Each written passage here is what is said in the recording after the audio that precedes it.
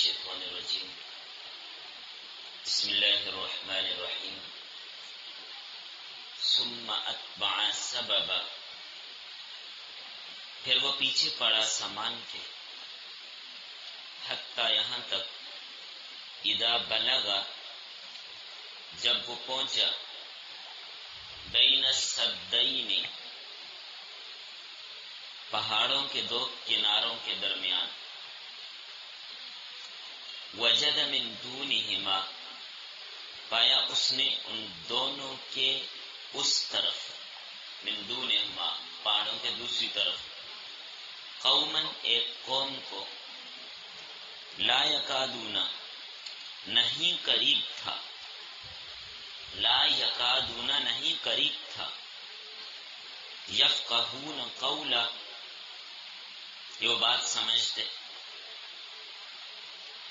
قالو انہوں نے کہا، یا ذی القرنین، اے ذی القرنین، ان یأجوج و مأجوج، بے شک یاجوج اور ماجوج، مفسدون فی الارض، فساد مچاتے ہیں زمین میں، فہل نجعل لک خرجا، بس کیا ہم بنائیں آپ کے لیے کوئی چندہ، ہم کوئی چندہ اکٹھا کریں آپ کے لیے، چندہ جمع کر کے دیں، علی اس شرط پر، ان تجعل کہ آپ بنا دیں، بیننا ہمارے درمیان، و بینہم اور ان کے درمیان، سدا رکاوٹ، ہمارے اور ان کے درمیان رکاوٹ بنا دیں، دیوار بنا دیں۔ قال فرمایا، ما مکنی فیہ، وہ چیز جس میں مجھے قدرت دی گئی ہے، وہ چیز جس میں مجھے قدرت دی گئی ہے، ربی میرے رب کی طرف سے، خیر بہتر ہے، فاعینونی پس تم تعاون کرو میرے ساتھ، بقوت قوت کے ساتھ، اجعل بینکم تاکہ میں بنا دوں تمہارے درمیان، و بینہم اور ان کے درمیان، ردما دیوار، میری مدد کرو، تعاون کرو میرے ساتھ جانی طور پہ، تاکہ میں تمہارے اور ان کے درمیان ایک دیوار بنا دوں۔ آتونی لاؤ میرے پاس، زبر الحدید لوہے کی چادریں، لوہے کے پیس ٹکڑے، حتی یہاں تک، اذا ساوا یہاں تک کہ جب برابر کر دیا، بین الصدفین دونوں کناروں کے درمیان، دونوں کناروں کے درمیان، قال فرمایا، انفخوا پھونکو تم آگ کو، حتی یہاں تک کہ، اذا جعلہ نارا جب کر دیا ان چادروں کو آگ کی طرح، قال فرمایا، آتونی لاؤ میرے پاس، افرغ علیہ قطرہ ڈال دوں اس پر تانبا پگھلا ہوا، فمستطاعوا بس نہ طاقت رکھی انہوں نے، ان یظہروہ یہ کہ اس پر چڑھ سکی، ومستطاعوا لہ نقبا اور نہ طاقت رکھی انہوں نے کہ اس میں سوراخ کر سکی۔ قال فرمایا، ھذا رحمت من ربی، یہ رحمت ہے میرے رب کی طرف سے، فاذا جاء وعد ربی پس جب آئے گا میرے رب کا وعدہ، جعلہ دکا کر دے گا اس کو ہموار، وکان وعد ربی حقا اور ہے میرے رب کا وعدہ سچا۔ بس تو آج کے سبق میں آیت نمبر 92 تا آیت نمبر 98 تلاوت بھی ہو گئی اور اس کا ترجمہ بھی آپ کے سامنے آ گیا۔ آج کا سبق بھی اہم اسباق میں سے ایک سبق ہے۔ لکھیے سورۃ کہف کا درس نمبر 18۔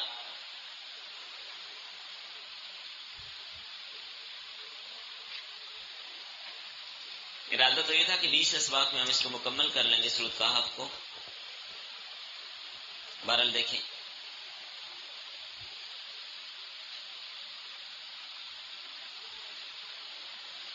آج کے سبق کا عنوان ہے ذوالقرنین کا سفر سوم،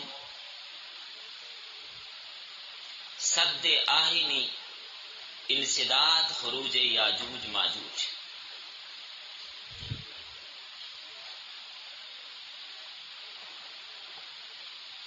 یہ جو سد آہنی تعمیر کی تھی ذوالقرنین نے اس تیسرے سفر میں، یاجوج ماجوج اس سے آگے نہ آ سکے۔ آج کے سبق میں اسی کا تذکرہ ہوگا۔ ربط سابقہ درس میں ذوالقرنین کے 2 سفروں کا ذکر کیا تھا، جو بحر الکاہل اور بحر اوقیانوس تک وہ پہنچا، مغرب اور مشرق تک پہنچا، اور ان اسفار میں کیا پیش آیا کل کے سبق میں آپ نے اسے پڑھا۔ سفر سوم، آج کے سبق کا آغاز ہو رہا ہے ذوالقرنین کے سفر سوم کا۔ مشرق اور مغرب کے سفر سے فارغ ہو کر شمال کی طرف سفر شروع کیا، لیکن یہاں پر قرآن کریم نے اس کو بیان نہیں کیا کہ تیسرا سفر کدھر کا ہے، لیکن ظاہر یہی ہوتا ہے کہ جب مشرق اور مغرب کے اسفار اس نے پورے کیے تو اگلا سفر اس کا شمال کا تھا۔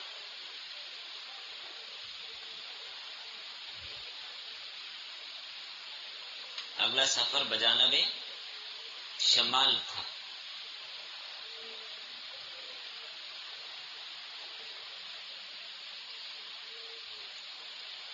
شروع کیا اپنا سفر اور چل پڑا شمال کی سمت۔ اب دیکھیں نا، بعض بات قرائن کو دیکھ کے بھی اندازہ ہوتا ہے۔ تیسرا سفر جو اس نے شروع کیا، ثم اتبع سببا حتی اذا بلغ بین السدین،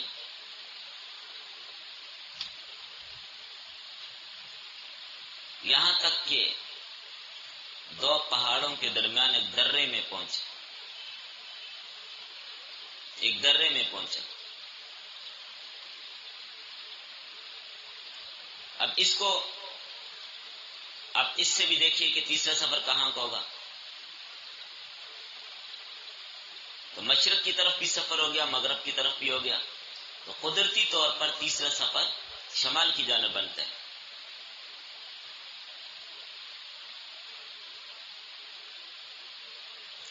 شمال کی جانب جب آگے بڑھتے چلیں تو انتہائی شمال میں جو برفستان اور سائبیریا کہلاتا ہے، انتہائی شمال سے پہلے جو آخری آبادیاں ہیں یہ ہیں کون سی، یہ ابھی نہیں بتاتا، اس پر بات کریں گے انشاءاللہ تفصیلاً یہ کہاں تک پہنچا تھا۔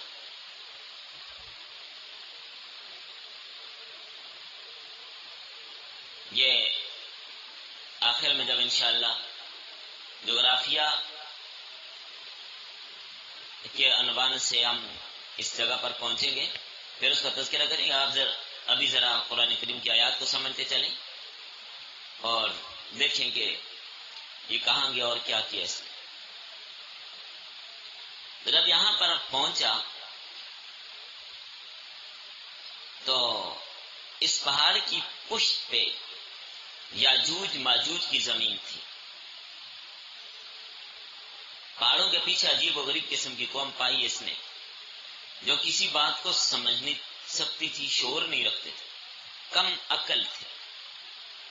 ایک تو یہ وجہ ہو سکتی ہے کہ کم عقل تھے، اس کی وجہ سے فرمایا کہ وہ بات سمجھنے کے قریب بھی نہ تھے، کم عقل تھے، وحشی بھی تھے۔ دوسری بات یہ زبان نہیں جانتے تھے۔ ذوالقرنین کی زبان اور تھی، ان کی زبان اور تھی۔ آپ جو یہاں سے کسی ایسے علاقے میں چلے جائیں پشتو بولتے ہو تو ان کی زبان اور ہماری زبان اور، تو ہماری بات کو سمجھ نہیں سکیں گے، زبان الگ تھی۔ پھر ان لوگوں نے ذوالقرنین سے کہا، عرض کیا کہ آپ ہمارے اوپر ایک احسان کر لیجیے۔ اچھا پہلے یہ سوال اٹھا لیجیے، جب یہ لوگ بات سمجھتے نہیں تھے، زبان نہیں آتی تھی، تو ذوالقرنین سے کیسے کہا؟ دو صورتیں ہو سکتی، ایک تو اشاروں میں بتایا یوں کیجیے، دوسرا یہ ہے کہ ترجمان مقرر کیا، بیچ میں ترجمان جو زبان جانتا ہے وہ مقرر کیا۔ اور یہ عمومی طور پر زمانے قدیم سے رواج چلتا ہے کہ جس کی زبان نہیں جانتا بیچ میں ترجمان ہوتا ہے۔ آپ یہاں سے چائنا جائیں، آپ کو باقاعدہ ترجمان ملے گا جو باقاعدہ آپ کو مکمل طور پہ گائیڈ کرے گا، آپ کی بات ان کو سمجھائے گا، ان کی بات آپ کو سمجھائے گا۔ نبی صلی اللہ علیہ وسلم کے زمانے میں بھی ترجمانی کی ترتیب ہوتی تھی۔ جب آپ صلی اللہ علیہ وسلم کا خط کیسر روم کے پاس گیا تھا تو اس وقت اس نے کہا کسی ترجمان کو لاؤ اور خط پڑھو۔ خط پڑھا گیا ترجمان کے ذریعے سے، پھر ابو سفیان کو بھی بلایا گیا تھا، لمبا چوڑا واقعہ ہے، وہ اس وقت تجارتی سفر میں گیا ہوا تھا۔ تو بہرحال مقصد یہ ہے کہ ترجمان ہر زمانے میں ہوتے۔ ابھی آپ دیکھیں مختلف ممالک سے جو سفیر آتے ہیں تو ان کی گفتگو کیسی ہوتی ہے؟ ترجمان کے ذریعے، بیچ میں ترجمان ہوتا ہے۔ آگے بات سمجھ، تو ترجمان کے ذریعے سے انہوں نے اسکندر ذوالقرنین سے کہا، شاہ ذوالقرنین سے کہا، یہ لگے شاہ ذوالقرنین یہ یاجوج اور ماجوج کی قوم جس درہ کے پیچھے رہتی ہے، بڑے فسادی اور فتنہ پرداز لوگ ہیں، فتنہ باز لوگ ہیں، زمین میں تباہی اور عدم مچا کے رکھ دیتے ہیں۔ ان کا کام قتل و غارت گری، لوٹ مار، بس اور کوئی کام نہیں۔ یہ آدم خور بھی تھے، آدمیوں کو کھا جاتے تھے، یہ یاجوج ملک کھا جاتے تھے بندوں کو، فصلیں لگاتے چٹ کر جاتے، پانی ہڑپ کر جاتے۔ تو درندگی میں یہ جنگل کے درندوں سے بڑھ کر تھے۔ دیکھیں اللہ کا کتنا انعام ہے کہ اللہ نے ان کو اس دیوار کے پیچھے روک دیا، ورنہ آ جاتے یہ ادھر۔ سمجھ آ رہی ہے بات؟ درندوں سے بڑھ کر درندے تھے۔ تو کہنے لگے ہم ان کا مقابلہ نہیں کر سکتے، بڑے خطرناک لوگ ہیں، تعداد بھی بہت زیادہ تھی، بہت تعداد۔ اس کا تذکرہ آگے آئے گا جب میں یاجوج ماجوج کا تعارف کرواؤں گا۔ تو کہنے لگے شاہ ذوالقرنین اگر آپ اجازت دیں تو ہم مل کر چندہ جمع کرتے ہیں، پیسے ہم اکٹھے کرتے ہیں، آپ ہمارے اور ان کے درمیان ایک مضبوط دیوار لگا دیجئے جو ان کو ہماری طرف آنے سے روک دے۔ دیوار لگائیں بیچ،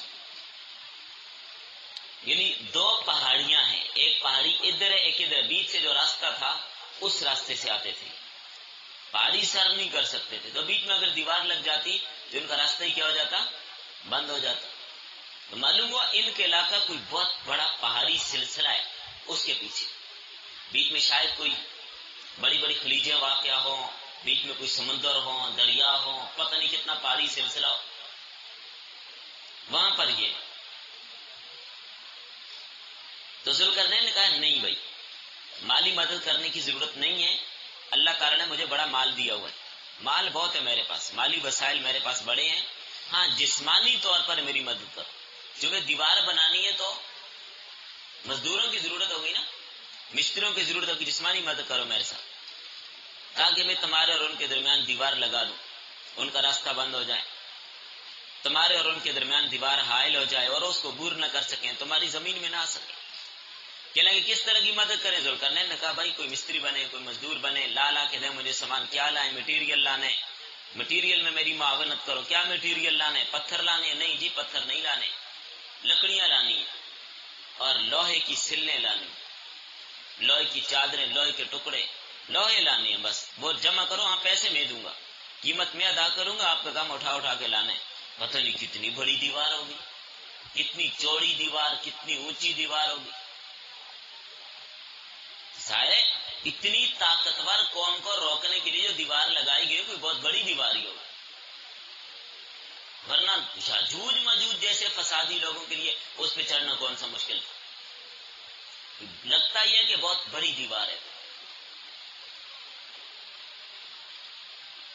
اب لوگوں نے ان کے ساتھ معاونت کی، لوہے کی سلیں لائیں، چادروں کے ٹکڑے پیس لائے، جمع کیے، اور بڑی موٹی موٹی لکڑیاں لائیں، جیسے بھٹی میں ڈالتے ہیں نا موٹی موٹی لکڑیاں، تاکہ زیادہ دیر یہ جلتی رہے اور کوئلے بن جائیں۔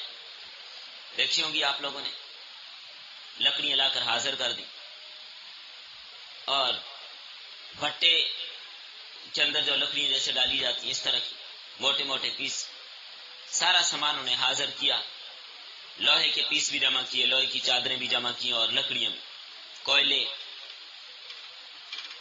تب ذوالقرنین نے حکم دیا دیوار شروع کی جائے۔ دیوار کی چنائی شروع ہو گئی، تعمیری کام شروع ہو گیا۔ اس درے میں، اس بیچ میں جو گھاٹی تھی پہاڑوں کے بیچ میں،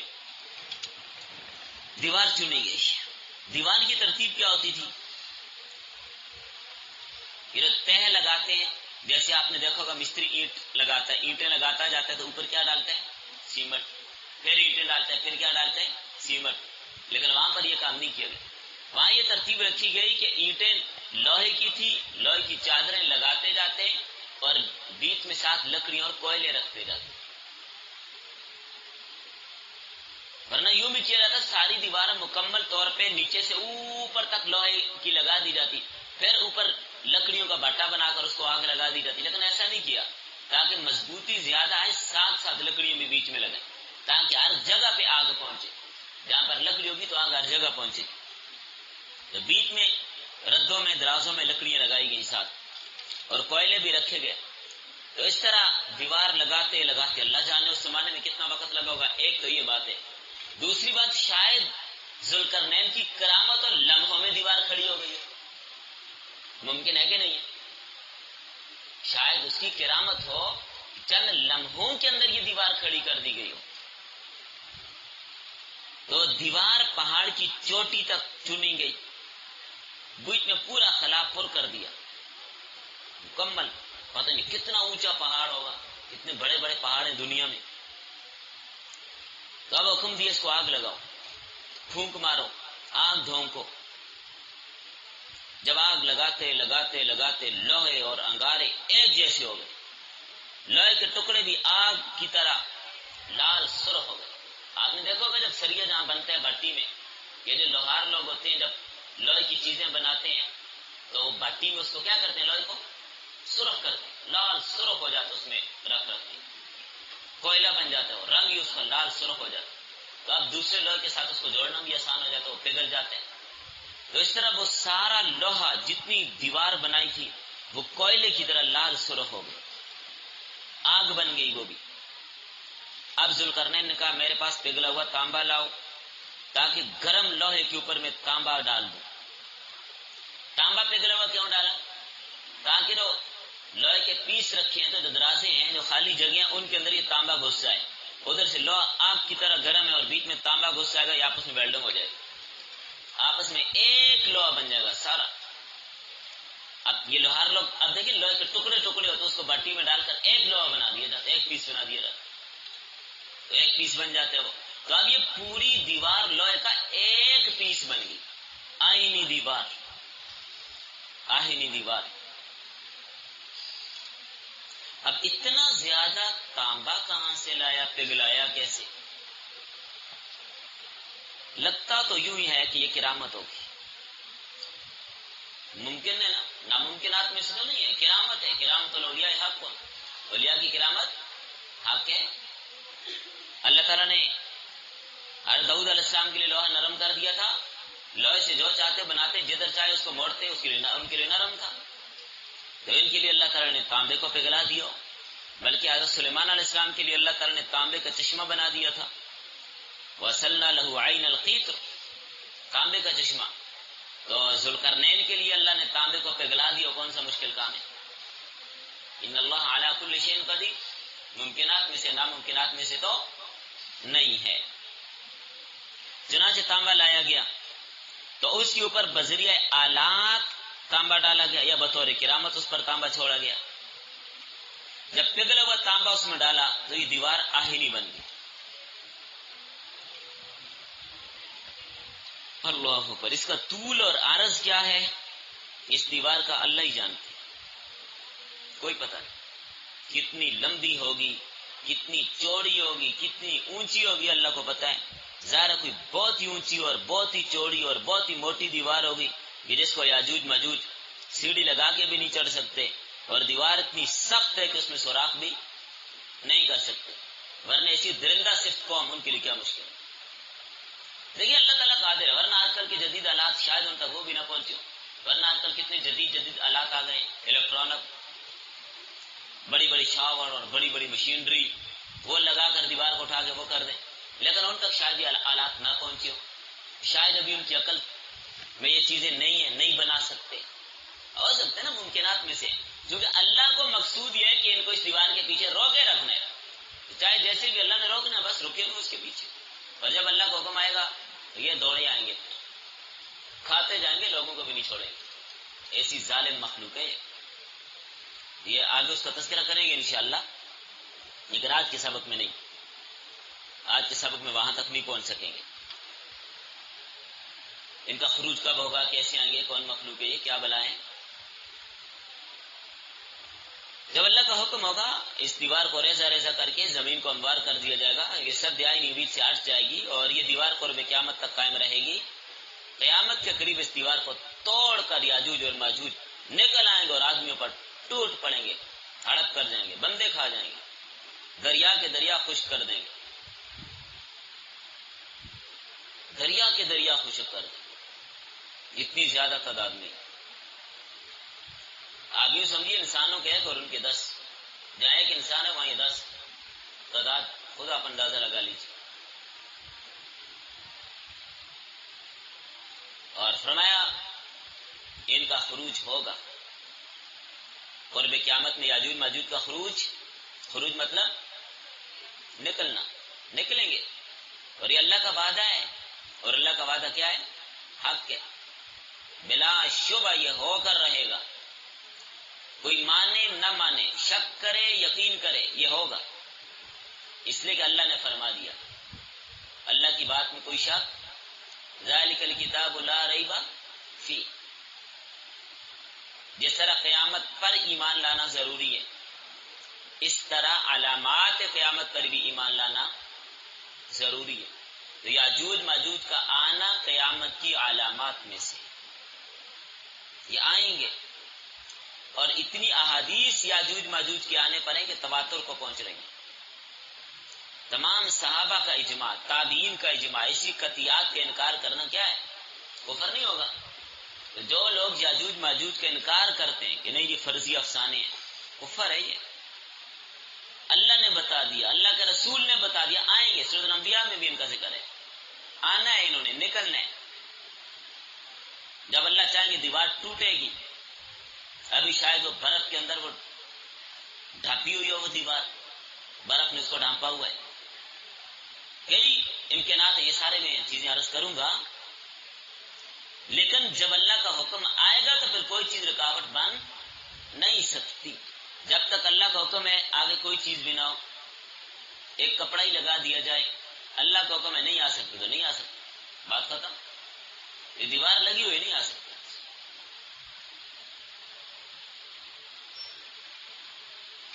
اب یہاں پر ایک اشکال، کل بھی میں نے اشارہ تھوڑا سا دیا تھا، آج تھوڑا سا اس کو تفصیلاً لے کر چلتے ہیں۔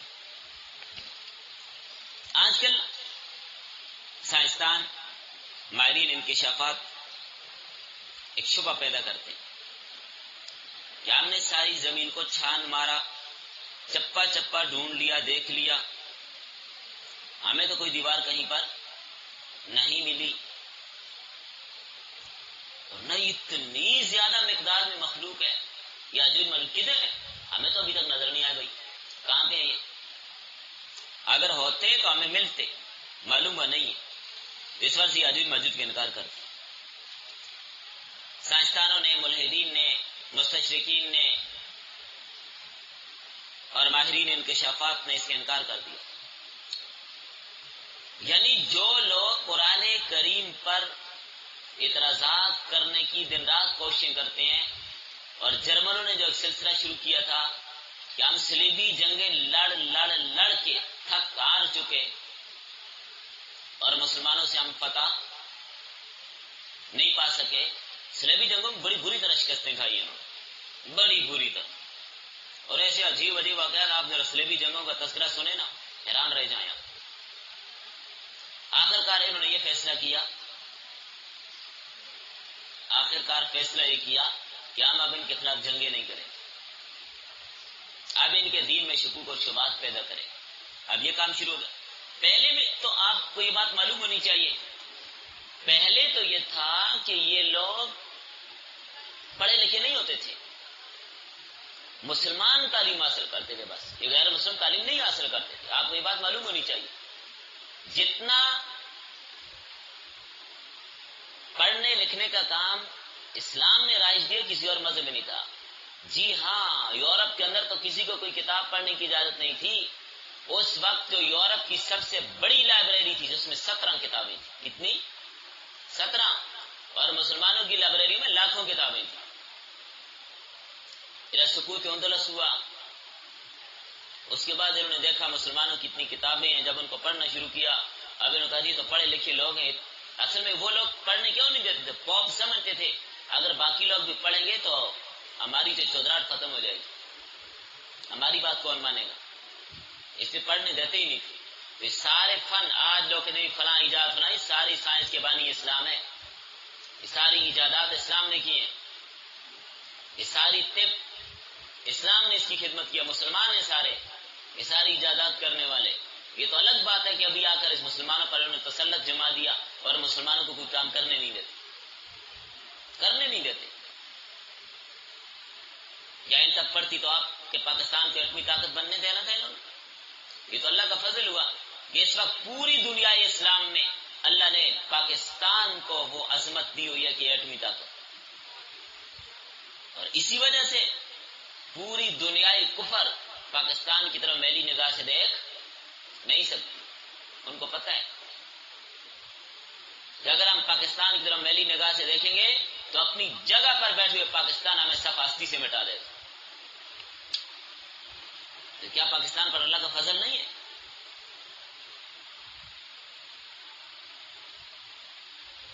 اللہ تعالیٰ ہمیشہ پاکستان کو ایسی قوت اور ایسی عظمت اور سربلندی عطا فرمائے. تو بہرحال بات یہ کر رہا تھا کہ ان لوگوں میں تو پڑھنے کا رواج ہی نہیں تھا. پھر سکوت اندلس کے بعد ساری اسلامی کتابیں ان کی طرف منتقل ہوئی، چوری کر کے لے گئے ہماری کتابیں. کچھ کتابوں کو آگ لگا دی، لاکھوں کتابیں انہوں نے ہماری جلائی. جو کتابیں آج ہم پڑھتے تھے کہ یہ کتاب تھی لیکن ہے نہیں، وہ جلا دی، ضائع کر دی. ہماری کتابوں پہ ٹائٹل اپنے لگایا. ہمارے جو ماہرین تھے، چاہے وہ طب کے ہوں یا سائنس کے موجد ہوں، ان سب کو انہوں نے خلط ملط کر کے سارا کچھ اپنی طرف منسوخ کر دیا. مسلمانوں پر اتنی زیادتیاں کی گئی، ان کے پاس کیا تھا؟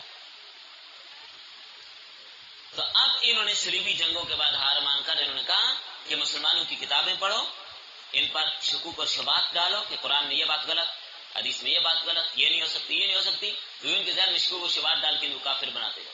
لیکن یہ بھی ان کی خام خیالی تھی، ان کو پتہ نہیں پیچھے علماء کی محنت ہو رہی ہے، کیا کر سکتے ہیں. تو اب شکوک و شبہات ڈالے کہ قرآن کریم میں ذوالقرنین کا ذکر ہے اور دیوار کا ذکر ہے. ہم نے پوری دنیا چھان ماری، چپا چپا ہماری نگاہ میں ہے، ہماری سیٹلائٹ کی نظر میں، ہمارے کیمرے کی نظر میں 24 گھنٹے بیٹھے ہم دیکھتے ہیں. پوری دنیا مثل ہتھیلی ہمارے سامنے ہے، کوئی جگہ ہم سے پوشیدہ نہیں ہے، چھپی ہوئی نہیں ہے. کدھر ہے وہ دیوار؟ سب جھوٹ ہے، کوئی دیوار نہیں. اگر کہیں پر دیوار یقیناً موجود ہوتی تو ہمیں نظر آتی. تو جناب والا آپ کا دعویٰ بلا دلیل ہے، جھوٹ بولتے ہو آپ. تمہارا یہ دعویٰ کرنا کہ اللہ تعالیٰ نے جس دیوار اور قوم کے بارے میں خبر دی ہے وہ نہیں ہے. حالانکہ یقیناً وہ موجود ہے، اس کی تصدیق کرنا ضروری ہے۔ یہ ضروری نہیں کہ تم اس جگہ پر پہنچ جاؤ اور موقع تمہیں معلوم ہو۔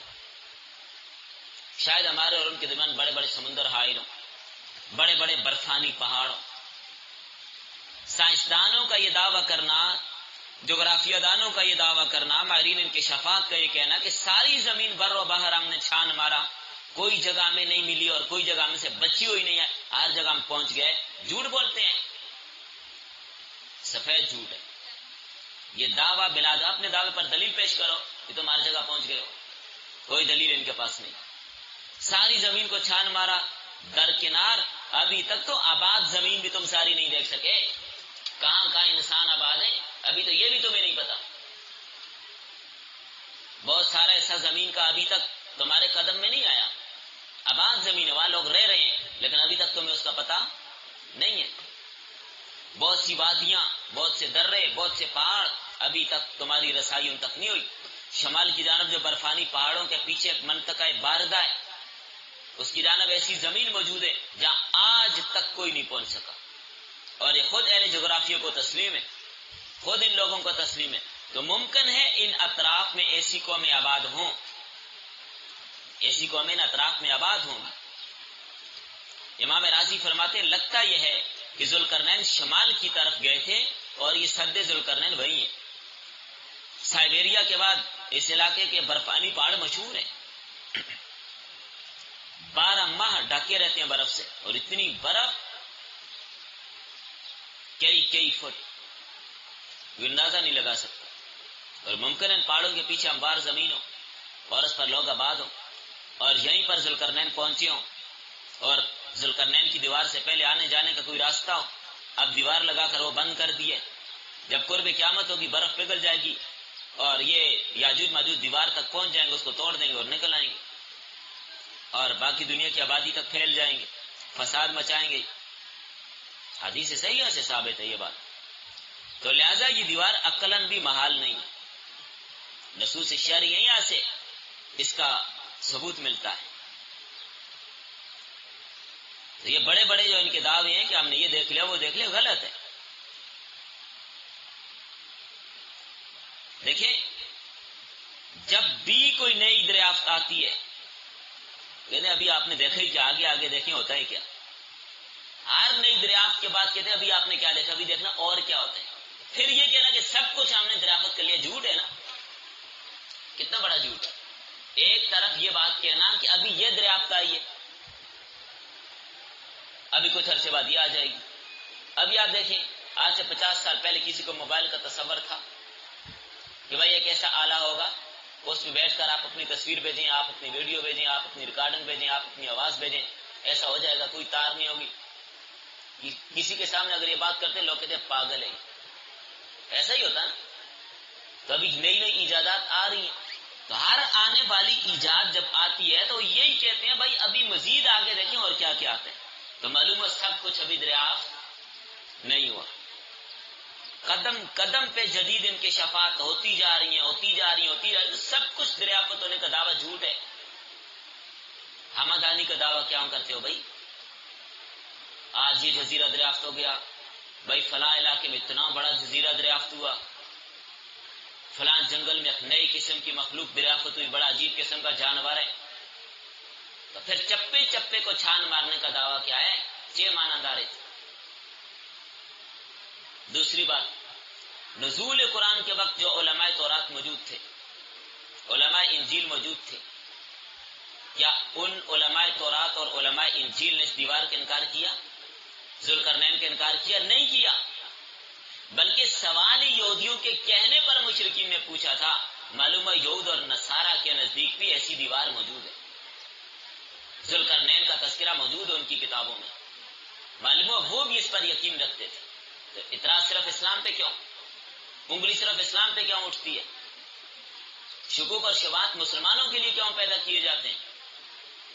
باقی اس وجہ سے انکار کرنا کہ ہمیں ابھی وہ جگہ معلوم نہیں، یہ دیوانے کی بیڑ کے سوا کچھ بھی نہیں۔ ایسے تو لاکھ اشیاء ہیں جو آپ کو معلوم نہیں، لاکھ چیزیں جو آپ نے دیکھی نہیں، تو کیا جو چیز نہ دیکھی اس کے انکار کر دیں گے؟ ایک پہاڑی بندہ، اس کے سامنے آپ موبائل کے بارے میں کہیں ایسا ایسا ایسا، وہ کبھی شہر میں نہیں آیا، وہ انکار کرے، لوگ کہیں گے پاگل ہے۔ ٹرین کے بارے میں کہ 1 گھنٹہ میں اتنی رفتار اس کی یوں چلتی ہے فلاں فلاں وغیرہ، نہیں ایسا نہیں، تو لوگ کہیں گے پاگل ہے، نہیں جاہل ہے، یہ ناواقف ہے۔ تو اگر کوئی آدمی یہ کہتا ہے کہ ذوالقرنین کی دیوار موجود نہیں ہے تو ہم یہی کہیں گے ناواقف، جاہل ہے، بس بات ختم۔ اس سے آگے ہم اور کیا کہہ سکتے ہیں؟ تو کسی چیز کا نہ جاننا، کسی چیز کا علم میں نہ ہونا، کسی چیز کا آپ کو معلوم نہ ہونا، یہ اس کے نہ ہونے کی دلیل تو نہیں ہے۔ اچھا میں ایک سوال کرتا ہوں، اس قسم کے ذہن کا ایک بندہ ہو، میں اس سے پوچھتا ہوں آپ نے اپنے دادے کے دادے کو دیکھا؟ آپ نے اپنے دادے کے نانے کو دیکھا؟ اپنے نانے کے دادے کو یا نانے کے نانے کے نانے کے نانے کو دیکھا؟ کہنا میں نے نہیں دیکھا، ان کا پھر انکار کر تھا ہی نہیں۔ کیا خیال ہے بھائی؟ آپ نے دیکھا نہیں تو ہوگا بھی نہیں، نہیں ہے، اسی سے میں آیا ہوں۔ بھائی آپ تو کہتے ہیں جو چیز نہ دیکھی جائے تو نہیں ہوتی، مانے پھر ادھر بھی، تو جو چیز آپ نہ دیکھیں اس کا مطلب نہیں ہے کہ وہ نہیں ہے، وہ ہے۔ ہاں آپ کی کوتاہی ہے، آپ کی کم علمی ہے، ہر چیز کا احاطہ آپ نہیں کر سکتے، اس لیے کہ ہر چیز کے احاطہ کرنے والی ذات صرف اللہ کی ذات، ہر چیز آپ کے احاطہ علم میں نہیں آ سکتی۔ جس طرح آج سے 600 سال قبل، 550 سال قبل سائنسدانوں کو امریکہ کے بارے میں کوئی پتہ نہیں تھا کہ امریکہ بھی ہے، یہ چوتھا بر اعظم بھی ہے اور اتنی بڑی آبادی ہے وہاں پہ، جب پتہ چلا تو پھر پتہ چلا، پہلے کوئی پتہ نہیں تھا، دریافت ہی نہیں تھا۔ تو بھائی جہاں پر یاجوج اور ماجوج رہتے ہیں ابھی آپ کو نہیں پتا، انشاءاللہ جغرافیہ دان وہاں تک بھی پہنچ جائیں گے، ایک وقت آئے گا جب ان کے نکلنے کا وقت ہوگا، اللہ ظاہر کر دیں گے۔ جس خدا نے زمین کو بنایا ہے اسے زیادہ پتہ ہے یا تمہیں پتہ ہے یہ دیوار ہے اور یہ مخلوق رہتی ہے؟ جس خدا نے اس مخلوق کو پیدا کیا وہ جانتے کہاں رہتی ہے، تمہیں پتہ ہو یا نہ ہو اس سے ہمیں کوئی غرض نہیں۔ کسی چیز کا آپ کو نہ ملنا اس کے نہ ہونے کی دلیل تھوڑی ہے۔ اللہ نے خبر دے دی جس نے اس مخلوق کو بنایا، اللہ نے خبر دے دی جس نے ذوالقرنین کو وہاں پہنچایا، اللہ نے خبر دے دی جس نے ذوالقرنین کے ذہن میں ڈلوا کر وہاں دیوار لگوا دی، اللہ نے خبر دے دی جس نے وہ علاقہ بنایا، اللہ نے خبر دے دی جو زمین کا مالک ہے کہ یہ جگہ موجود ہے، یاجوج ماجوج ہیں، آئیں گے، نکلیں گے، فساد مچائیں گے، ہمیں کسی اور کی بات کی، کسی اور کے دیکھنے نہ دیکھنے کی ضرورت ہی نہیں، بس بات ختم۔ باقی انشاءاللہ کل کے سبق میں ہم پڑھیں گے اس دیوار کے بارے میں جو مختلف محققین نے تذکرے کیے کہ دیوار کس جگہ پہ ہے، کس علاقے میں، اور مختلف دیواروں کے تذکرے کیے ہیں، وہ دیواریں کہاں پہ ہیں، کیا ہیں اور ان کی حقیقت کیا ہے، وہ ہیں نہیں ہے، کیا حقیقت ہے اس کی، اور یہ کس علاقے میں گئے تھے، ذوالقرنین کہاں تک پہنچے تھے، کچھ اس کا تذکرہ، پھر آگے انشاءاللہ یاجوج ماجوج کا تعارف، یہ کون مخلوق ہوگی، کب آئیں گے، کیا ہوگا۔ چلیں ابھی بس۔